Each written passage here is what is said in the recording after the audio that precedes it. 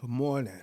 Hey, a young lady at church asked me a question. Can she interview me for her school project? I said, sure. There was a video option, but I decided to take the written option. I'll just jot down a few things of my culture, my background, so forth.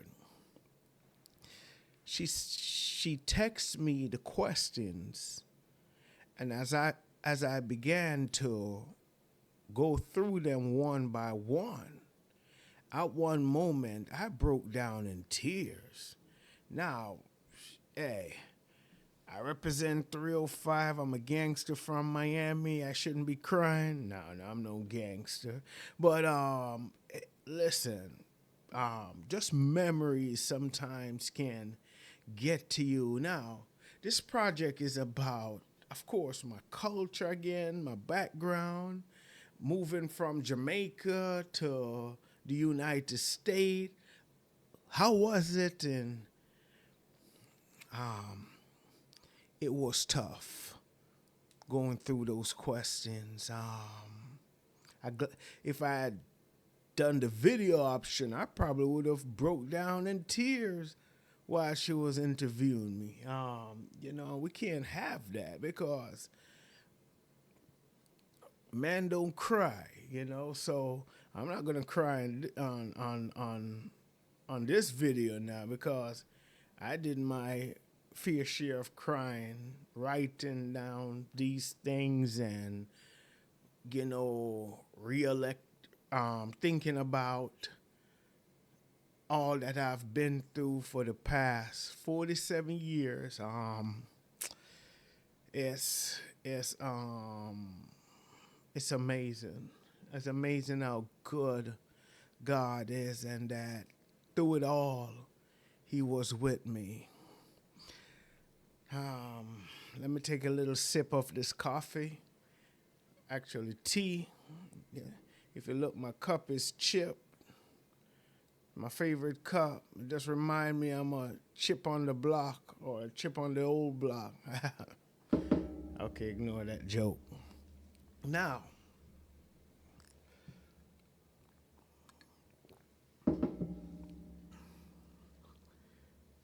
let's dig through these questions, right? All right.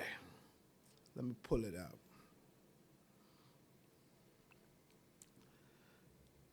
The first question was just to get an idea of who I am. Of course, I'm Richard Morris.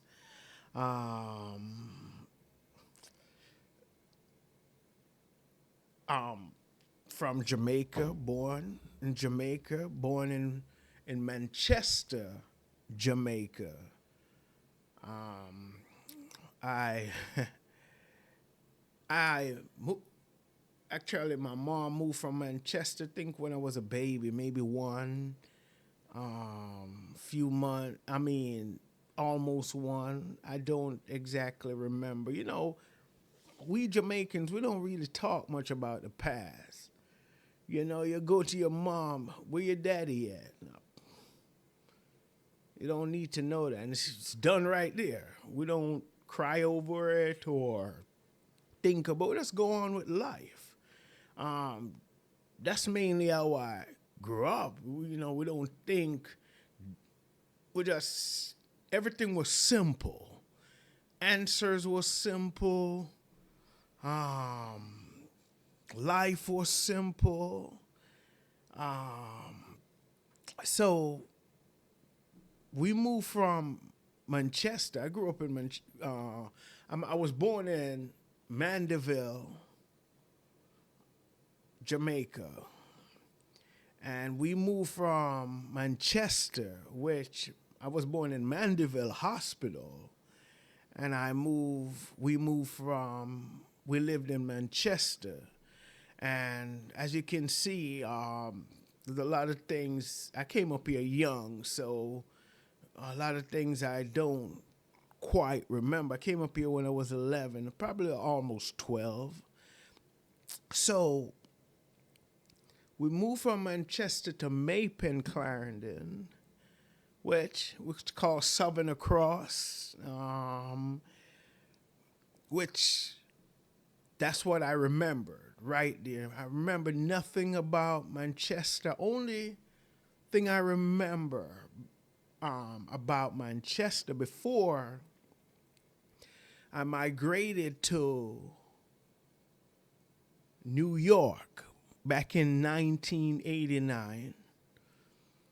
I remember we had a helper taking care of my great grandmother, which was from Manchester, where I was born. And I remember she took me to meet my father. And I remember meeting my father. I don't remember him exactly, but I remember he introduced me to either 3 boys and said these were my sibling, or 2 boys and a little girl, and said, "Hey, this is your brothers and sisters." So it's like, I was shy, was weird, but I remember that clearly. I even have a vague memory of the scenery, what was around. I remember he was leaning on a rock, or a large rock, and talking with me. Then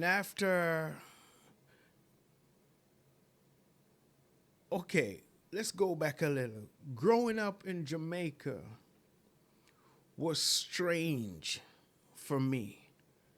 It's like I fit nowhere. Where I grew up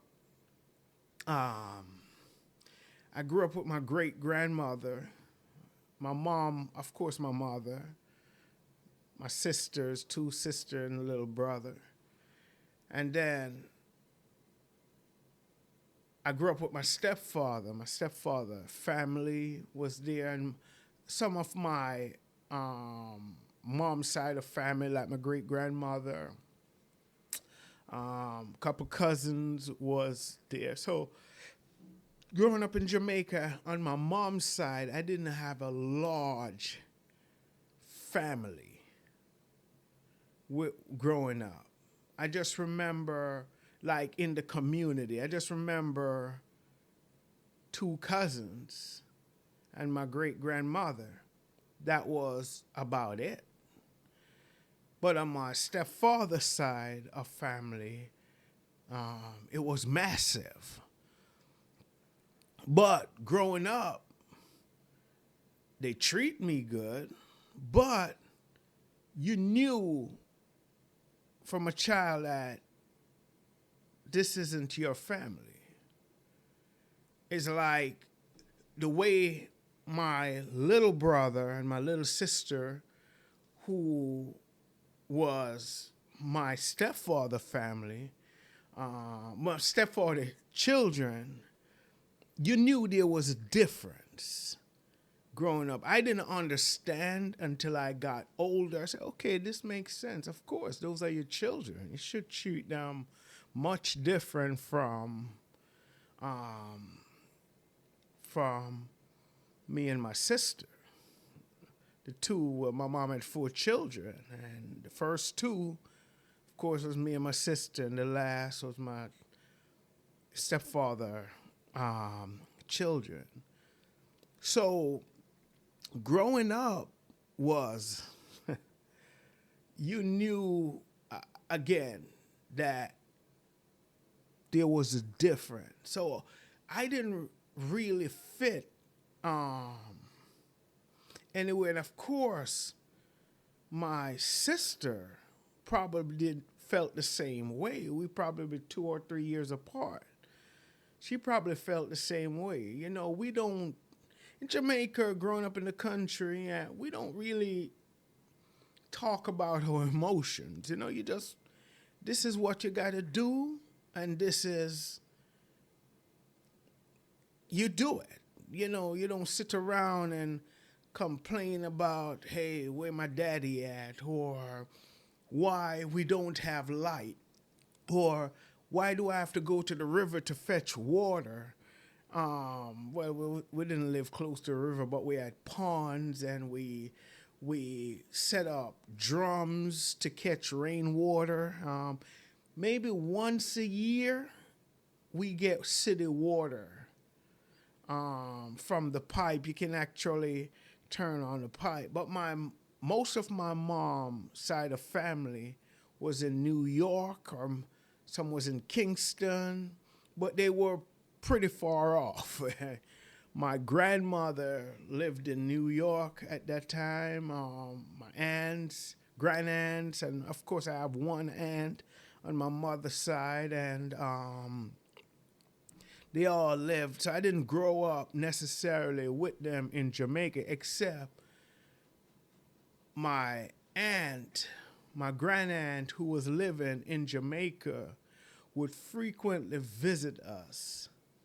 But she was more personal compared to most of my uncles. My uncles would come and visit. I don't think they knew exactly who I was, or they probably had an idea, but they come to visit their mom, my granduncle.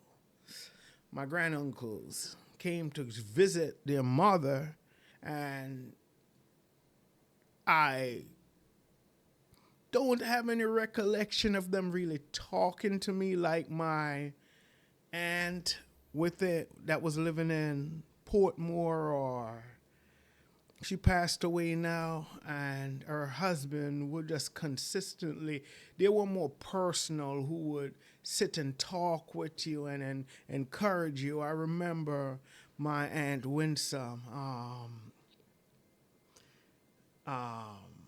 It was more of a personal kind of relationship where it's like you felt that you were loved.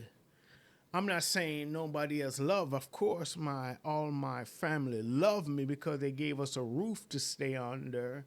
They gave us things, but there was not that physical, personal communication like my aunt and uncle, my grandaunt. My aunt at that time probably was maybe 12 years old. Who knows? Probably young, or probably in her teens. But that's the one aunt that I have. So, growing up in Jamaica, I grew up very depressed because, again, I did not really know my place in like where I belong. Um, how could I put this? I didn't know necessarily where I belong. Um, I I could not even read to say, let me explore things through books and um, um, we grew up with one TV, one channel, one or two channels, and most of the time those channels are news channel, and they would go off at a certain time of the day, like maybe 12 o'clock at night, TV shut down. So I had two channels. So I spent a lot of time playing with myself and talking to myself, but I had friends. But I had friends. I remember my best friend Omar, and we had good times together. But I struggle a lot with fitting in, and people talk about racism, right? And how could I put this? The most racism, if I should talk about racism that hurts, racism that really transformed me mentally, would be from my own Jamaican people. Now, you grow up being teased for your complexion, If you were lighter, you were treated better. I didn't experience that from my mother growing up. She never showed any of those things. She treated us all with love and compassion, and of course, my surrounding in the sense of um, um, most of my family I was close to, I never really experienced those kind of things. But the outskirt of that, maybe from friends and other adults, you'll hear, man, I'm on that black or ugly. Okay, we'll say, this man is black and ugly. So you end up, yeah, we Jamaicans, we just say things and we are straightforward and honest. And if you want the truth about yourself and someone who's going to be honest, go to a Jamaican, you know? And but you see, as a child, I could not understand like this is a joke. So when you're teased about your color, your complexion, your nose, when you look in the mirror, that's all you see. You just see ugliness. So now, in your mind, I want to bleach my skin. I want to do all of this. And even at a young age, you're wishing you could be lighter. And then when your father isn't in your life to say, son, man, you're a handsome guy, you're smart, you're this. What do you have? What do you have? You have to ask yourself. So it was tough growing up in Jamaica. Actually, if I had a choice to do it all over again, I wouldn't. A matter of fact, it was so tough mentally, I don't even go back to Jamaica. I've been up here from 1989, I probably went 3 times. And it's sad, because Jamaica, growing up, was a beautiful place. But you see, people can, even when my aunt passed away, I didn't go to the funeral. I didn't go, I say 4 times I probably went to Jamaica. I only could remember 2, but I'll say 4 times. That was it. Even now, I have no desire to go to Jamaica. Because of the mental anguish. And now I'm at a place in life, none of this stuff bothers me. But when it just, the desire to say, some people save their money looking for, I gotta take a trip to Jamaica.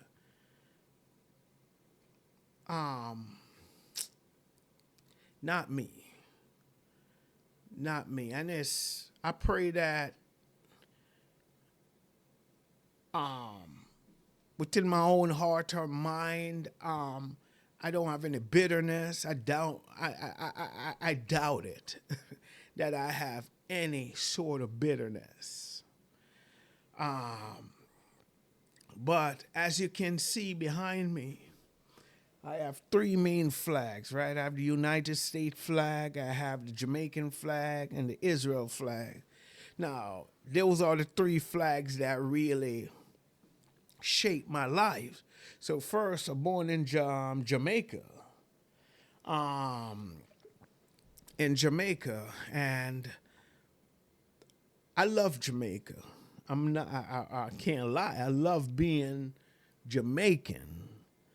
But the experience with people growing up now, again, looking back, these things were just, people were just being people. You know, people say things, but as a child, it was too much for me, so I couldn't handle it.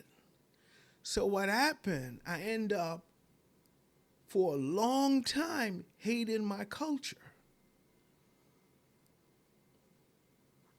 So now the excitement happened.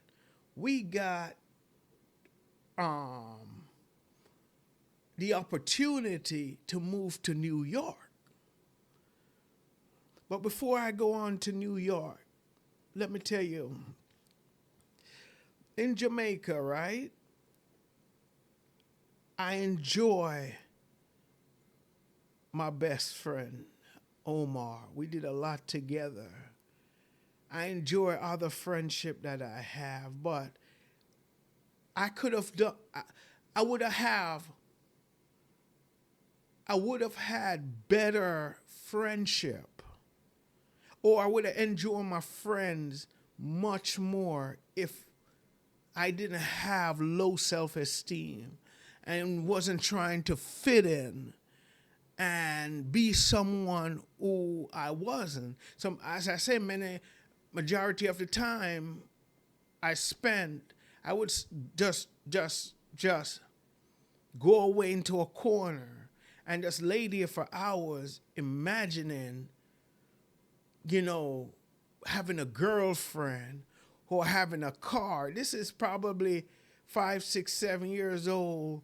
It's like I would have all these imaginations of what I aspire to be and want. And so even though those things can be dangerous, always going into your little corner and having your imagination, but that was my getaway time in life. That was my getaway. And it's funny. I did that even in my 20s. And till I start to, and a matter of fact, when I start to learn to fish, the homeless people taught me how to fish. And when I started to learn to fish, that became my getaway. There's times I'm just sitting there. I never care to catch anything. It was just it was my time of getting away. So even in Jamaica, I always ask people to teach me how to fish because I see people come with all these fish, all these crabs they went to catch, and but I had no one to really teach me. So I tried to learn myself, and I would end up in some like getting. I see the fish right there. I said, man, I could pick up all these fish. I remember walking into that pond and sinking. It was like a quicksand because the pond was drying up and the dirt looked hard. And I thought it was hard and I began to sink. So many occasions I could have lost my life. I enjoy raising chickens and fish and music. And I would say chicken, fish, music was my thing. Not only that, at a young age, I was introduced to pornography. I remember this in Jamaica. A couple older guys introduced me to this. So by the age of 10, I've seen a lot, and I was super sexual. It's just like by the age of 10, I could not see a woman just for a woman. It's just like I want to touch her. That's all I desire. So I was so sexualized at a young age.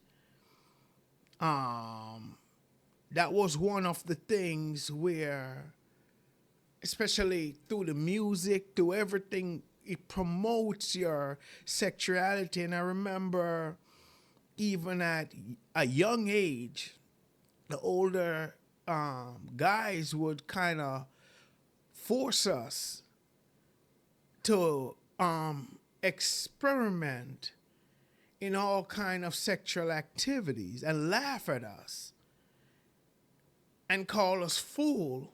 It was like a comedy for them. So now, and maybe that's why I'm so protective of young people, and because these things, as I say, if you talk to a normal Jamaican, they say, boy, get over that, I'm nothing that. But, okay, I just said that in Jamaican. Let me say it in, they would say, get over that. That ain't nothing. We all been through all these things, but they don't know that you can traumatize a kid with this kind of activities or what you're teaching them and forcing them to engage in. But again, music, raising chickens, fish, and wanting many women by the age of 10 is all that I really desire. Now, when I moved from Maypen, Clarendon to New York back in 1989, it even got life in New York was both good and bad. The bad in New York was, I remember my bully, William Oliver. Oh my goodness. He would come to me and said, listen, I hate Jamaicans. Boom. I would try to fight back, but he's one of them kids who failed a few times, so was bigger than everybody else. So he even had a beard in 7th grade, like a long one. No. But you could see something that was developing, and either he had some strong genes or he just was just a old 7th grader. Oh, because he was bigger than all of us, So he had almost the entire class hating me. Because anyone who would like talk, or even I remember one Jamaican kid who was in the class, he didn't really want to talk to me when he was around. And I'm saying he hate Jamaicans, and we Jamaican, at least we could. No. So I had nobody. So it's like all this thing from Jamaica start to repeat back in New York. And so that was some of the bad things in New York. And yes, I had a few cousins who was going to school with me. I remember one of them wouldn't really talk to me because I wasn't a cool kid. But my cousin Ann Forbes, would defend me against that bully. And I remember walking behind them going home from school, but Ann was a tough cookie. I felt safe around her. And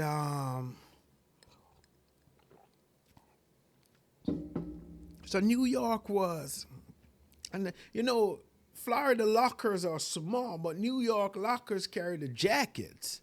So I remember being locked in the locker by this bully, and I was like the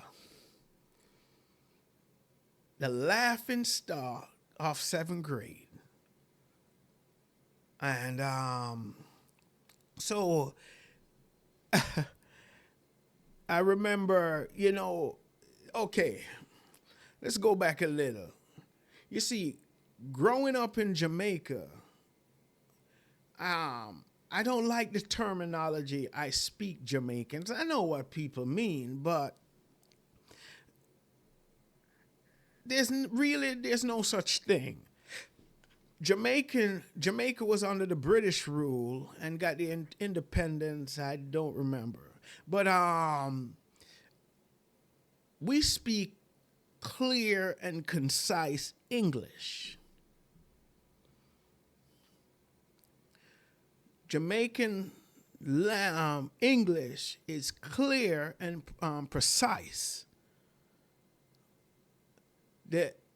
Now, we have accent. Everyone has accent. Americans have accent. You'll have an American come to me, I like your accent. I say, I like yours too. Because every culture, everybody has accent. But in Jamaica, we speak clear and concise English. Then you have broken English. Like, I may say to you, come here, please. If I say it in a broken Jamaican English, I say, come here. Now, I can say, come here, and you hear an accent, but you understand me clearly. In Jamaica, I only learn, or I could say 80% or 90% of my spoken language was patois, or some people say patois. I didn't learn proper English. So that made it difficult for me in New York. So, like, for example, there's certain things I didn't know, like when we say horse, I said, look at that horse. Now, I remember in class in New York, we was there, and I said to the classmate, I have a lot of horse. And the whole class started to laugh. I was sent to the principal office for cursing. But again, there was no one to say, just like there was nobody to say, Richard, this is how you fish. This is how you string a hook. This is how you build a chicken coop. This is how you keep a fish alive. No one was there to really show you the ropes in life. And I pray that I don't leave. And that's the importance of a father. A father to take you through those, help you to understand and make sense of life so you're able to take on difficult times like that. I remember being sent to the office one time for touching a girl's butt. We was in PE and she sat in a bunch of ants and I'm brushing this ants off. And she went and complained to the teacher that I was touching her. And I was like, what is that? What is sexual harassment? So I was sent to the principal's office and he throwing all these big words at me. Harassment, touching people without permission. But I said, ants was on her. Doesn't matter, let the ants bite her. Let another woman brush the ants off. And it's like, man, where do I fit? everything I do is an issue. I'm being locked in the locker. I'm being punched in the face for being Jamaican. I hate myself. So now in Jamaica, I learned to hate my color. I learned to hate, even in Jamaica, people will come up to you, you know, your stepfather is not your father. I didn't even know what a stepfather is. Because of education, I didn't reach there yet. So people will say, you are a bastard. So when they come and say, hey, this person's your father, you are a bastard. I thought that was my last name. Bastard, Richard Bastard. I had no idea what a bastard is. So I just constantly would get in trouble. And but my grandmother, after school, at least once a week, would pick me up and take me to McDonald's. That was an amazing time. I never forget those times. I remember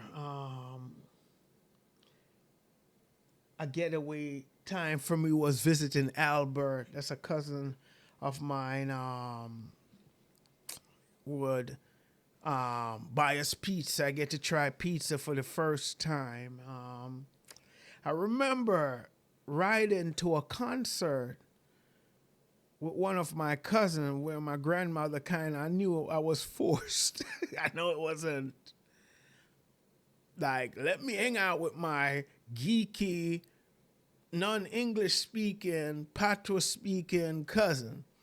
But I remember sitting in that car and I kept playing with the window because I've never seen power windows before.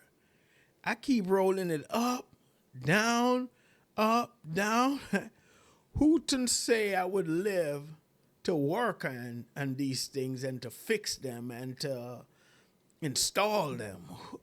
But it was just amazing to me. I'm sorry, I got to go back to Jamaica again.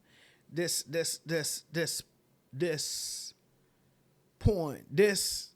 story is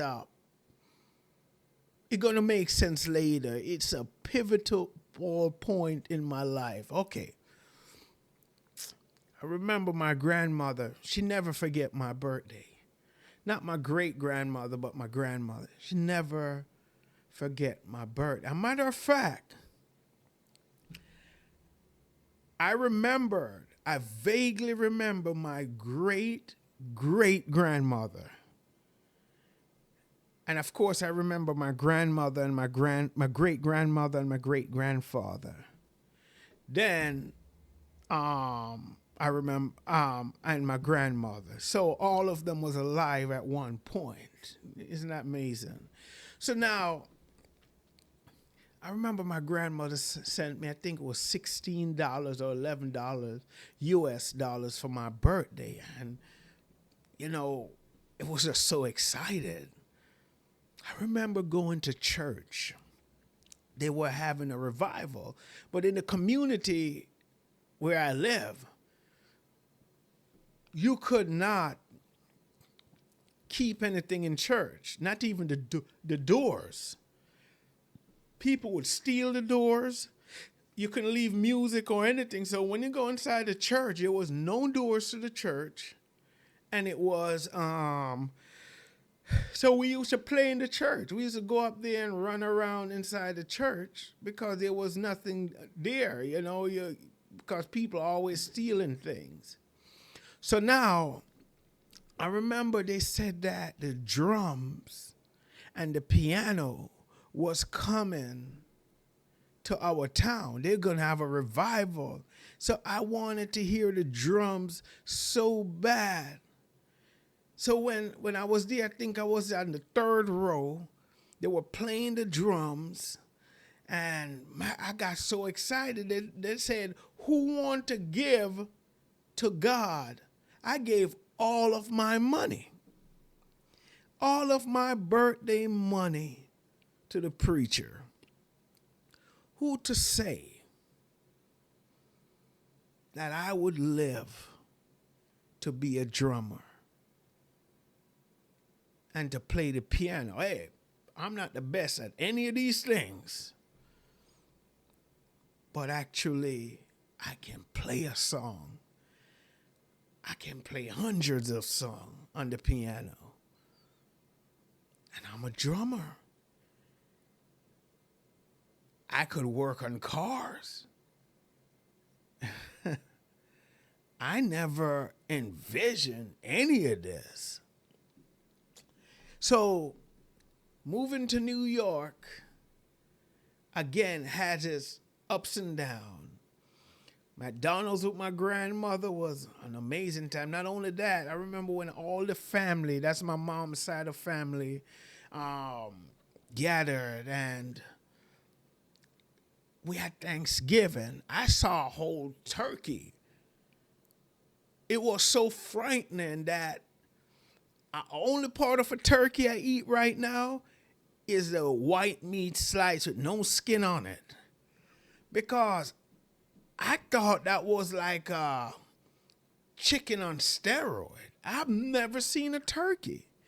But again, the crazy understanding of when you don't have the education, it's so easy to go through life being ignorant in a lot of things. Like another thing, in Jamaica, we used to have turkey necks.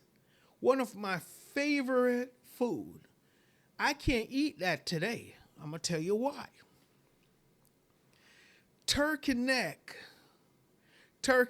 was the way we pronounce it. We said it's like mixing turtle and turkey together. I'm going to have some turtleneck.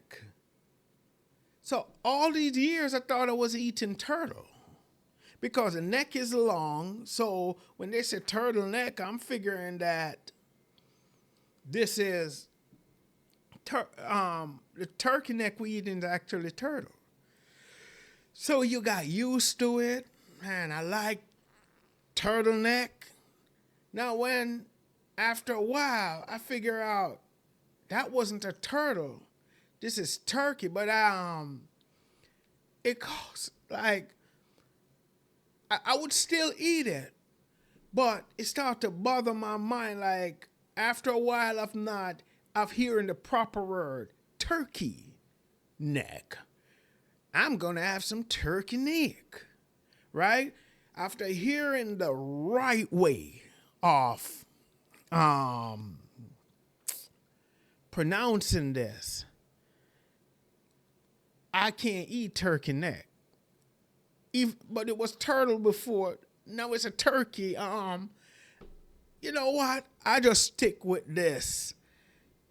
I just eat the white part. All I see was a white piece of meat with gravy on it, cranberries sometimes. I'm good, right? Don't give me no leg, wing, those gigantic wing. I won't eat it. I won't eat it. And my mom makes good turkey, juicy. So if that thing is dry, nah. So back to New York. So I enjoy. Guess what? In New York, I got to see Christmas lights for the first time. That was a pivotal moment too. I get to see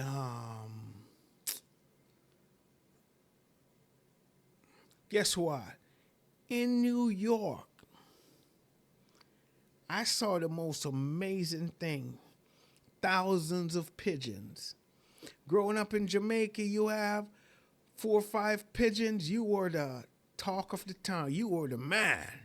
I used to eat them. I remember I got lost in New York. The police was looking for me, and I took the wrong turn, and I was trying to pick up the pigeons. I don't remember if I picked them up and put them in my book bag and my grandmother got angry at me or with these diseased birds, but something along that way. But I get to see Christmas lights and Christmas trees, Christmas ornaments, and what else? I get to see running water. Oh my goodness. When I came from Jamaica, you turn the pipe on. Guess what happened? Hot water come out, and if you turn the other side, cold water, and you could mix it to your liking. This was amazing to me, to be able to see this. Guess what? I get to sleep on a large bed. I flip a light switch and it's there. And a matter of fact, man, I thought this was magic. When I opened the pantry, I saw a large container of peanut butter. Peanut butter is something that you see once a year if you're lucky to get a taste of it. In Jamaica, I see peanut butter. I ate almost the entire jar of that peanut butter in one sitting. Another thing I saw that I thought it was magic, they had a big thing of hot dogs. Hot dogs was like Christmas presents for us. And you slowly bite on that because you're not going to see it again for another year or two. And, looking back, not having those things growing up in Jamaica protects you from a lot of heart disease. Things we used to complain about, I only get M&Ms once a year. Turn out to be a good thing, but as a child, you could not see it. It didn't make sense. So now, when you look at just the idea of migrating from Jamaica to New York has its good and bad. I used to, again, get bullied consistently, beat up consistently. Black eye, you couldn't really see it that well, but it was there. Fat lips, tease for my clothing. It was just, but New York, I would do over again because it had so much good. And not only that, when I moved there, it's like I had my grandaunt and uncles and granduncles. And guess what they would do? They would talk to me. So even when I go to church, it was like a family church, and you start to feel that idea of what love looked like. But then again, yes, that I would definitely do over. And it's like God, even though I was getting bullied in New York and I feel as though I didn't belong and blah, blah, blah, it was like a promotion from Jamaica that came with the negative too, but it was a promotion from Jamaica. And you know what? In New York, I didn't experience anything with being overly sexual. I was in an environment where that was not a part of the year or two I spent in New York. I can't remember ever having any of those perverted moments that I was introduced to in Jamaica. So, because mainly we were going to church and they had drums at church all the time, piano at church. So, I enjoy going to church. And then it was like a meeting place for your family. And you know what? where my family was living in New York, we had a 3-story house. I don't know, remember if they own it or rent it, but my grandmother lived on top and my aunt at the bottom. My aunt had family on the first floor. It was good. It did have its negativity because already was packed with low self-esteem and all kind of different things was going on when I moved. So I brought those baggages with me. So now my stepfather did not like New York. It was cold and he's a carpenter and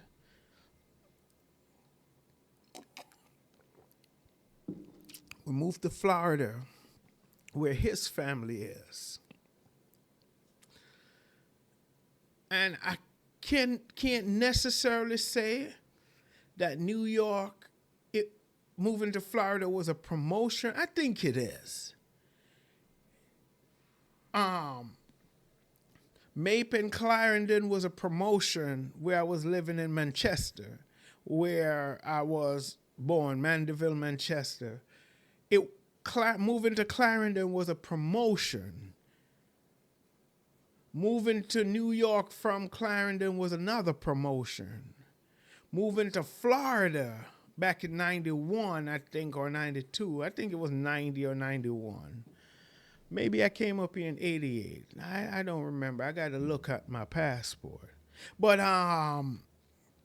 it was a promotion. Not only that, in New York, we had so many TV channels. You remember, in Jamaica, we only had 2. So you're going to watch what they play. So I grew up on a lot of cowboy. A matter of fact, my favorite show was Zorro. I remember Zorro. And John Wayne, we grew up on a lot of cowboy country song. Only thing we would put reggae beats to the country songs. We grew up on a lot of Southern gospels, God is my rock, my sword, my shield, in the middle of the field. That was one of my favorite songs. There's another one. That lady got saved. I don't remember the song, but we grew up on a lot of, I guess, all countries alike, If you grew up in the country in Jamaica, you grew up with similar things and ideas and experiences like a country here, like I live in LaBelle. So now, if you now go, when we moved to Florida, the bullying stopped 50%, but Florida life was like totally different. Now I start to meet people who speak like I did. And okay, remember, I didn't elaborate on this much, because sorry, I'm all over the place. There's just things coming back to mind. So when I moved to New York, I didn't even stick with the script that young lady gave me, but it's basically covered the same thing. Before I moved to New York, education in Jamaica. Remember, at that time, half of Jamaica, I think 80% of Jamaica was illiterate. We didn't read. When Texan came out, that boosted up the education in Jamaica because you could communicate through texting, so you practice writing and typing and pronouncing word and learning how to spell words. But when we look at in Jamaica, since again, I'm all over the place. In Jamaica, again, we speak clear English, but we speak a broken English called patois. Now, there's another language there that I definitely don't understand it. It's like a broken patois.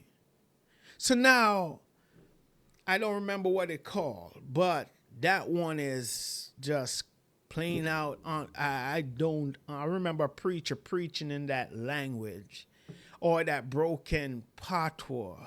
Remember, patois is a broken English. Imagine a broken patois. Imagine how that would sound. So now I only learn to speak broken English, at least 80 to 90%. So when I'm hearing I couldn't get to pronounce word properly because I only knew one way. So instead of saying leather, like leather was a hard word for me, I will say ladder. So when I go to New York now and said,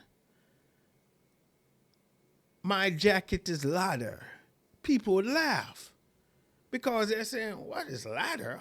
Are you wearing a ladder jacket? Do you climb on your jacket? Do you have a ladder in there? So people would always like, another thing too, I could not say, I like pizza, but I would say pizza. And when I said, they asked, what do you want for lunch?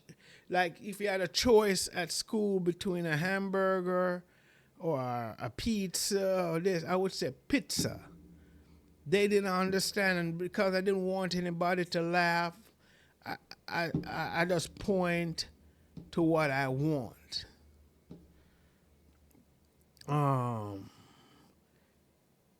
So I had an issue with a lot of pronoun. But when you move to New York now, that's where true education started for me, because now you're hearing a language that is consistent with what you're reading. So you'll hear a person say horse, and when you look in the book, you can pronounce horse out, compared to me hearing Haas. And you see in the book a horse, it doesn't register because you're learning this. But when the language is consistent with what you're reading, it's easier to learn that way. So that was a big plus for me moving to New York. You get to hear clear pronunciation of words. And when I got to Florida, you start to hear it. I wish I was in one of the learning disability class in New York. I wish. And also in Florida. I wish I was in it, because I end up repeating 7th grade about 3.5 times. You say, where the half come in? Well, nowadays they promote kids, unless the parents request for them to hold back. But I was held back 3.5 times. Half is when I finally passed English and math and PE. So I think science too. I had some 7th grade classes and some 8th grade classes. So Florida was unusual. Florida had a lot of angry black people. Now, New York, the people who used to bully me and tease me in New York, the same was black too. So now I had a dislike for a lot of Jamaicans because of teasing me off my color and my complexion. So when I got to New York and I'm here and I hate Jamaican from these black Americans, I had started to develop a dislike for black Americans. And you didn't have the wisdom to say it's not all people are this way. But you're just thinking in one way because you don't have the wisdom to differentiate the good from the bad. So when we moved to Florida, the bullying decreased, but it was still there. I was getting beat up both by boys and girls. I was being jumped. I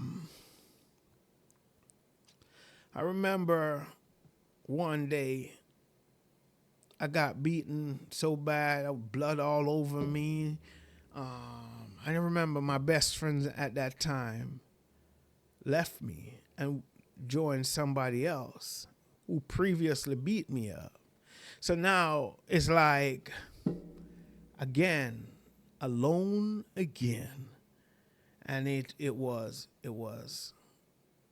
hard. So now approaching 14, 15 years old, life began to be hard and harder. Still trying to fit in, still trying, but my getaway was trying to fish. I didn't really know how to fish. Trying to I would get away in my corner, imagine and have my imagination moments.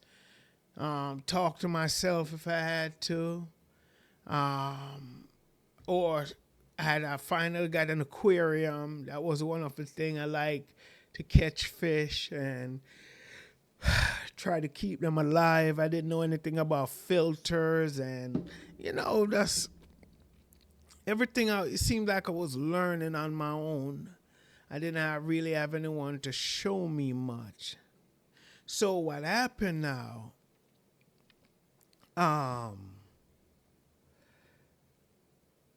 I used to wear these baggy clothes to school, and people used to laugh at me. Till after a while, I turned to the coolest kid, one of the coolest kid in class that said to me that all the girls like. And I said, "What kind of clothes do you wear?" He said, "You got to learn to wear. These clothes you're wearing, nobody wear them anymore." He said, "Man, you need to get some Tommy shirt or some polo shirt or some Izord or some chaps and this." So I remember buying a set of that clothes, got a real haircut this time, and because most of the haircut I would get, the whole class would laugh. And I tucked my shirt in. And my teacher, when I stepped in class, he couldn't stop complimenting me. "Man, Richard, you look good." And I said, "Man, the attention that I'm getting, finally I'm getting some attention." So I started to, I was at a job, and I started to steal and use my paycheck to buy more clothes so I can fit in. So now, all of a sudden, my popularity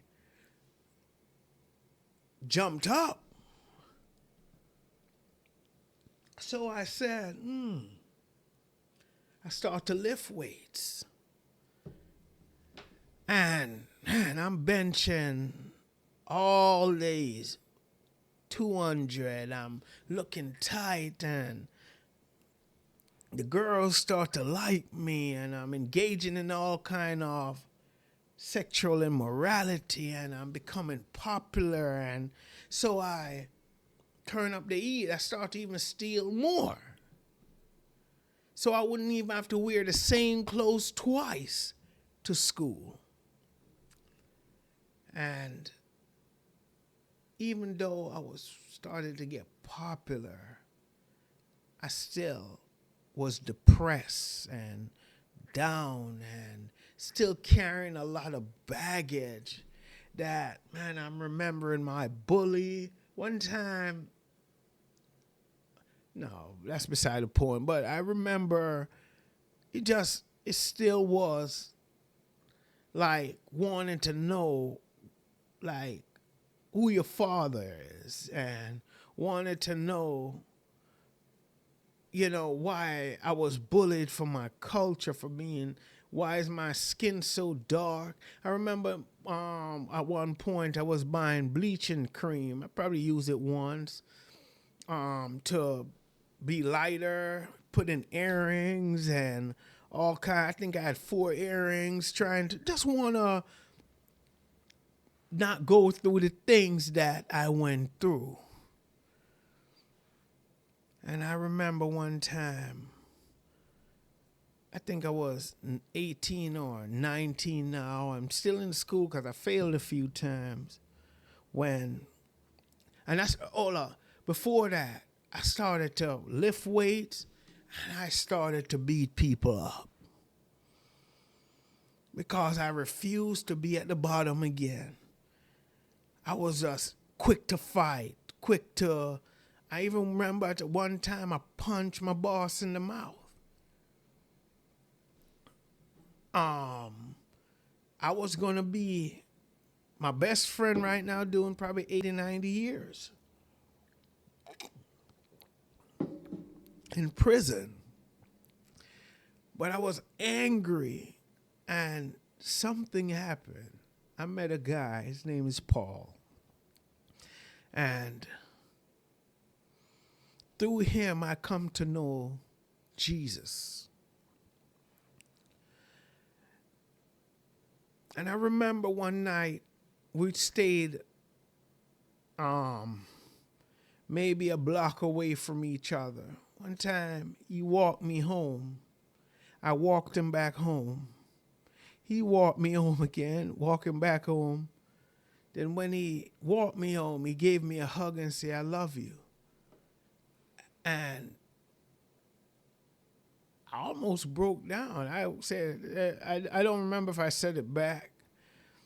I hope I didn't. No, I'm just kidding. But I went inside, and probably that's the first time I probably hear those words. But you see, now I'm at an age to say my family love me, because a lot of people, especially Jamaicans, they will express love to you physically more than telling you. You'll seldom hear that from a Jamaican, but they will tell you, they will show it to you. So let's back up before. That was the second time. That was the first time I probably heard "I love you." I'm sure people have said it. That's what I remember. Now listen to this.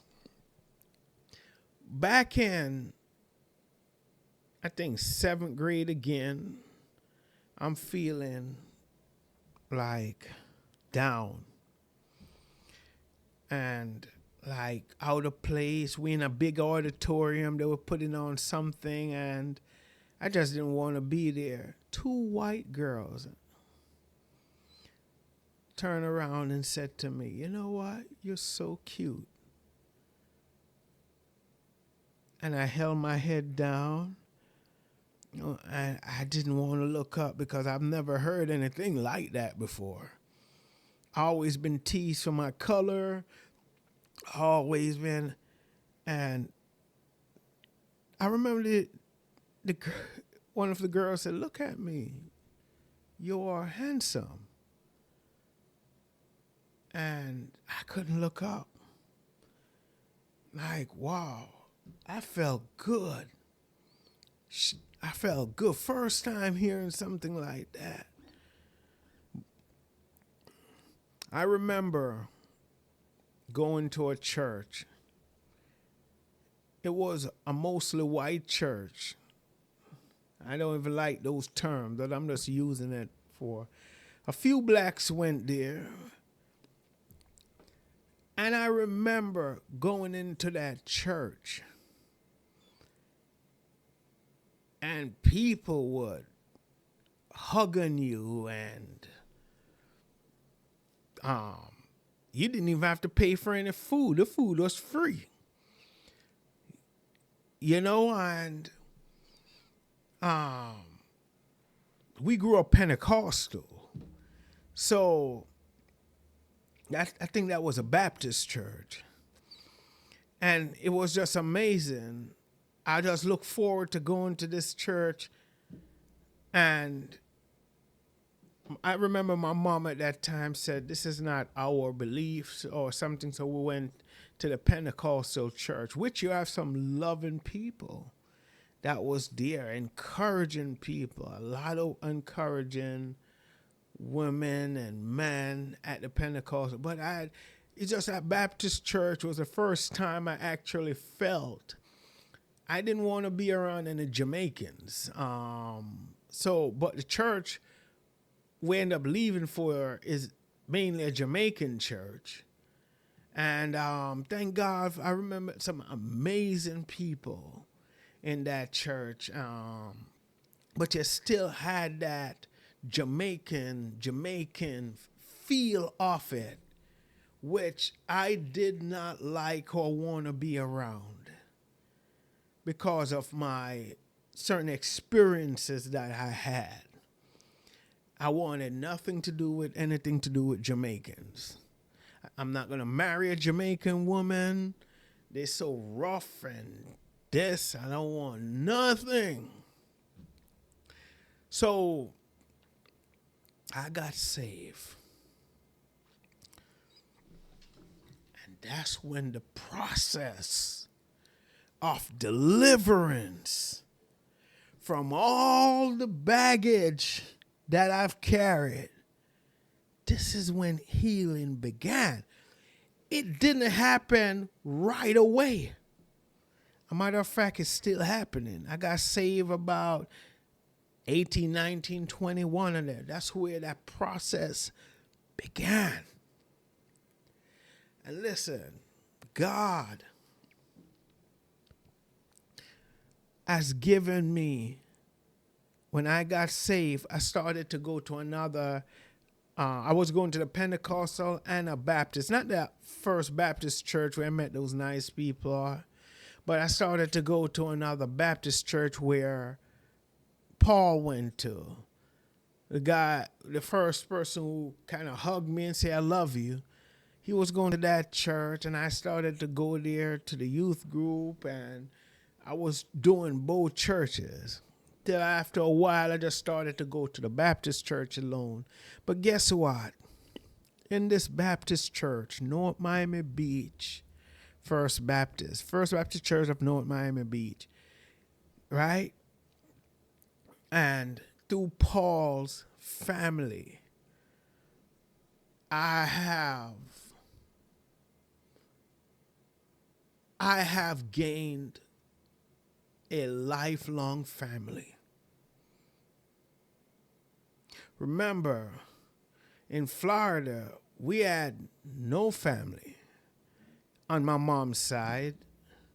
And then my mom went through a divorce. So definitely my stepfather's side of family kind of fade out the picture. They're still there. Every now and then we may have something. My ex-stepfather. So I had no family per se that's live here. All my family's back in New York. So I don't have the Thanksgiving to go to. I don't have, but I gained some uncles and some aunts, and not biological, but God has given me a family through the church, through knowing Christ. To this day, it's been 20-something years, maybe 28 years, and they're still in the picture. And then God has given me a great love and appreciation for my past, my Jamaican family, being Jamaican. I wouldn't change it. No. Would I want to go back and experience all of that? No. Do I still want to go to Jamaica to hang out? No. Jamaica ain't my home anymore. I am American Jamaican. Yes, I became an American citizen. America is my home. I can't live in Jamaica. I wouldn't know how to. So America is my home.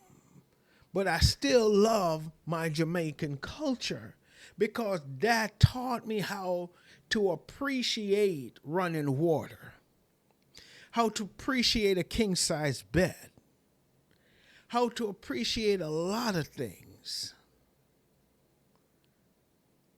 And I know this is going on an hour and 15 minutes, but I had to get this off my chest because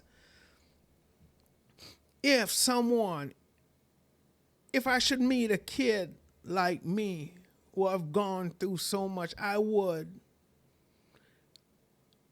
As a matter of fact, sometimes these young people probably get tired of me.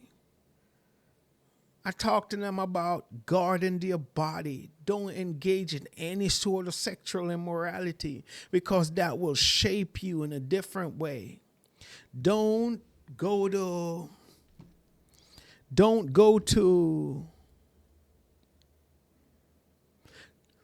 I would go with what the scripture said. I don't remember which psalm said, "You're fearfully and wonderfully made." I want to let people know that, listen, or that a kid who probably going to experience similar things I have, that God created you fearfully and wonderfully.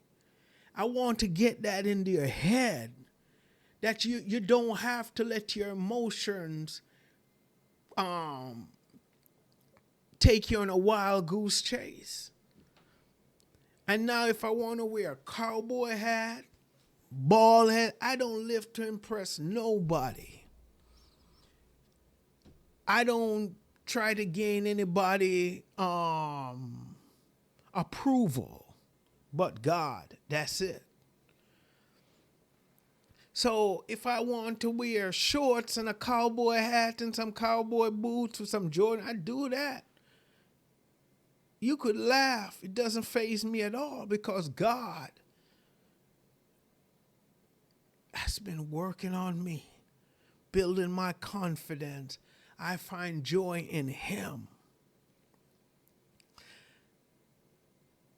You know, I did a YouTube video the other day of a car that when I used to walk to school in New York, I used to see this little car.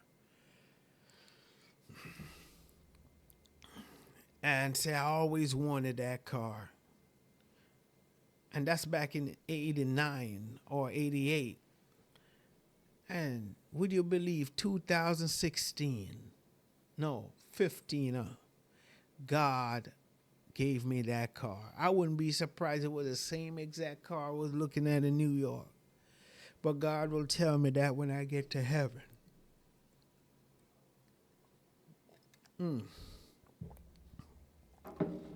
I had to share this story with you. It's just an amazing story for me. God has been so good, and I'm going to continue to share some more with you. This is just a rough draft of things, and you know what? I could say today, right, that I'm proud of Richard. No, I don't want to say that. No, I know what I would say. You know how I'm going to end this YouTube video? I no more complain about the neighbor that I have. Okay, I have a story to tell you. And I have a point in this. I know whoever hears this video don't hate me for telling this story. There was a little girl, a little white girl. They were my neighbors at that time. Would just keep coming over here every time I'm here. let's play tea party. And I would say, I'm from Miami. We don't mess with white little kids. You stay your corner, I'm staying mine. I don't get that friendly. 305. I represent. No, we don't do this. So I tried to send this little white kid home. Go back home. I'm a black man. You don't come and want to play tea party. She said, no, I ain't going home. You're going to play tea party with me. So I sit outside and play tea party with this little white kid. And I run and get cameras, put it up everywhere. Every day. This kid would come over here every day. Then I didn't know when I moved here that she had maybe 8 other siblings. Now they start to come over. These very kids started to go to church with me.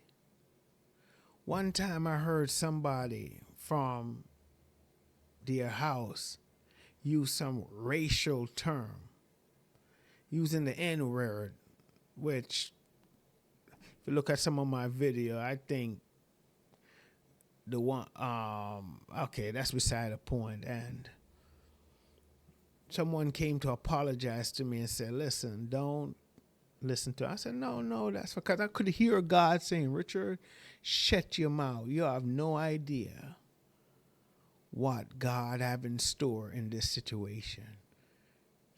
You don't always have to defend yourself. I shut my mouth and I said, no, it's fine. These little kids still would come. And I get to bring 8, 9 of them to church, my wife and I end up marrying a Jamaican woman. A very nice Jamaican woman. An amazing Jamaican woman. And it was just an amazing time with these kids. And God taught me something through this. Whatever neighbor I give you, whatever co-workers I allow in your life, praise God for them. Pray for them because you have no idea how they're going to impact your life. And these people impact there's many times these same people who was using the N-word would have probably laid their life down for me. And that's why I said the greatest that N-word didn't faze me in that much because I grew up being teased for my complexion and you see what God is showing me, that no matter what people, black, white, you could experience racism from your own kind.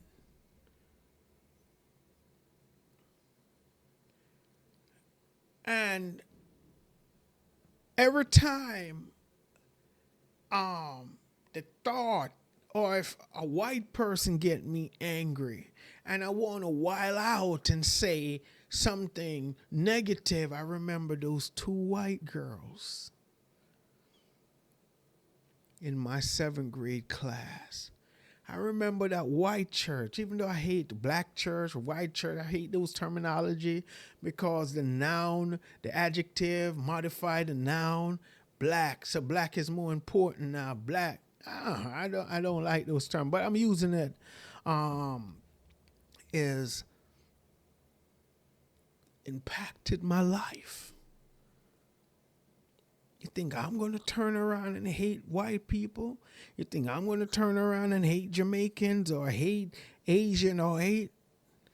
As you can see, the first flag that changed my life is Jamaica because that's where I was born. Then the second flag that,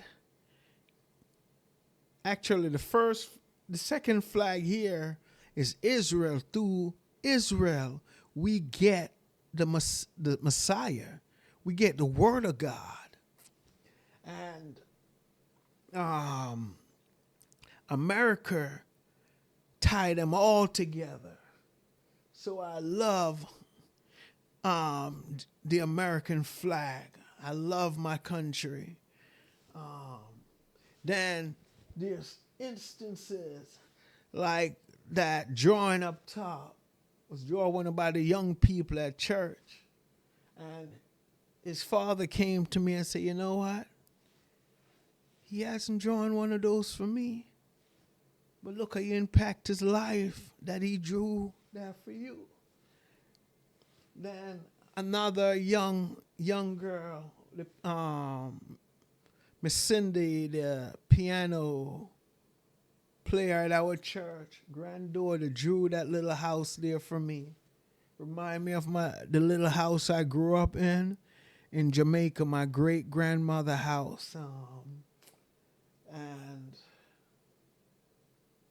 I have other flag. I have a Palestinian flag right there. I have a Cuban flag. I'm going to add more Bahamian, Trinidad flag. I'm going to add a lot more because all this plays a role in my life. I'm multicultural. Just call me crayons. No, that's a nice rap line. Let's do it. I'm multicultural. Just call me crayon. The word of God led me to the lion. His name is Jesus, the great I am. He pressed out my wrinkles like an iron. Amazing. I think that's it. I don't have any more. But, God is good. Have a good night. We'll continue this conversation. Peace out. Like and subscribe if you haven't as yet.